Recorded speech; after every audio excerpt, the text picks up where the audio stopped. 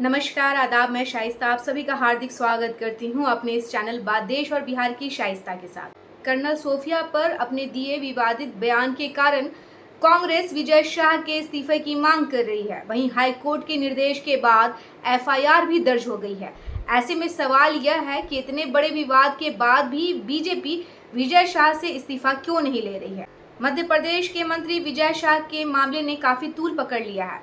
सत्तारूढ़ पार्टी ने विजय शाह का समर्थन करने का फैसला लिया है। खुद मुख्यमंत्री मोहन यादव ने भी इस तरफ इशारा किया है कि मंत्रिमंडल से उनके इस्तीफे की कोई योजना नहीं है। आपको बता दें कि 12 मई को मऊ में एक कार्यक्रम में कैबिनेट मंत्री विजय शाह ने कर्नल सोफिया कुरैशी का नाम लिए बिना पाकिस्तानी आतंकियों को लेकर कहा था कि हमने उनकी बहन भेजकर उन सबको सिखाया, उन सबकी ऐसी तैसी की।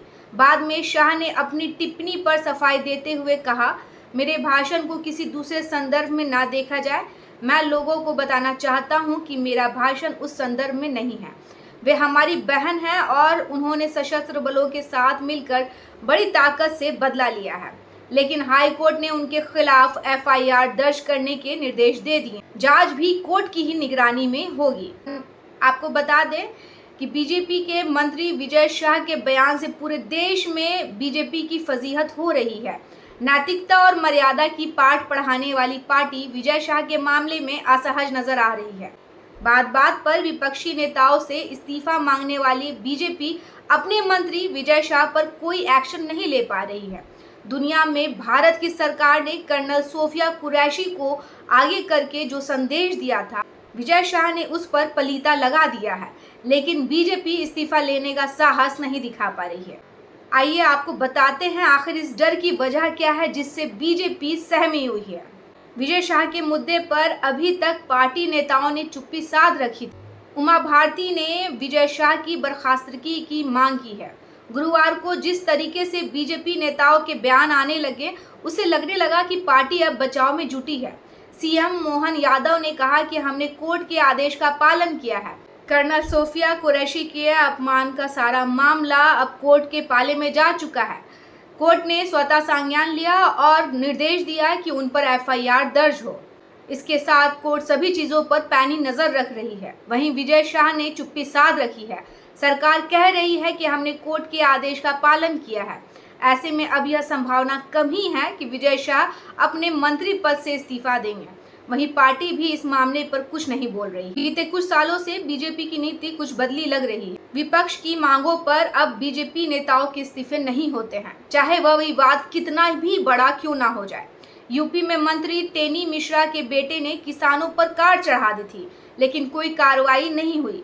बृजभूषण के मामले में भी पार्टी चुप रही, जबकि जंतर मंतर पर महिला पहलवान प्रदर्शन करते रहे।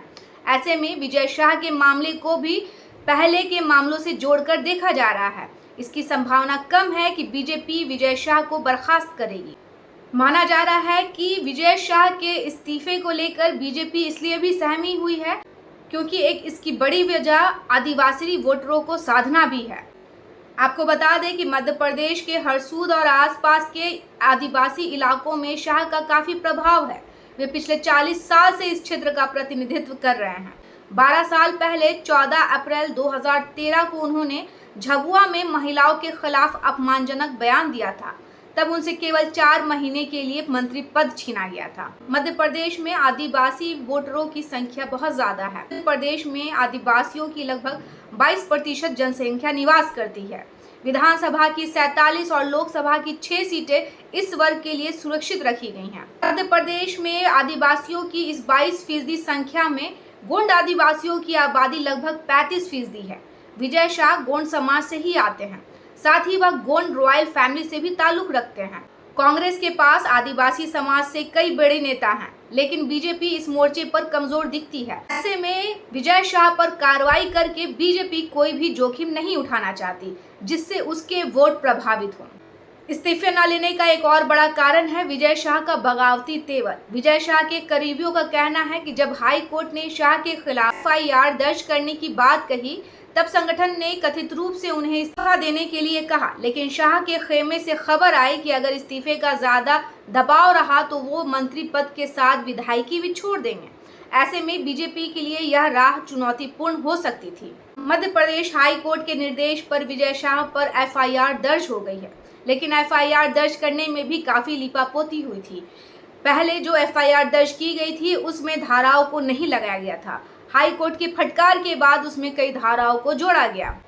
अब देखना है कि बीजेपी इस संदर्भ में क्या करती है। सोफिया कुरैशी पर दिए उनके विवादित बयान को भूलकर वोट बैंक की राजनीति में लग जाएगी, या यहाँ वह अपने राष्ट्रवाद की नीति को आगे रखते हुए कर्नल सोफिया कुरैशी का अपमान का बदला विजय शाह इस्तीफे के साथ लेगी।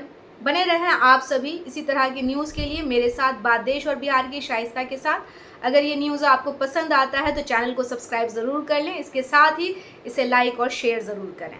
मुझे दे इजाज़त, धन्यवाद, जय हिंद।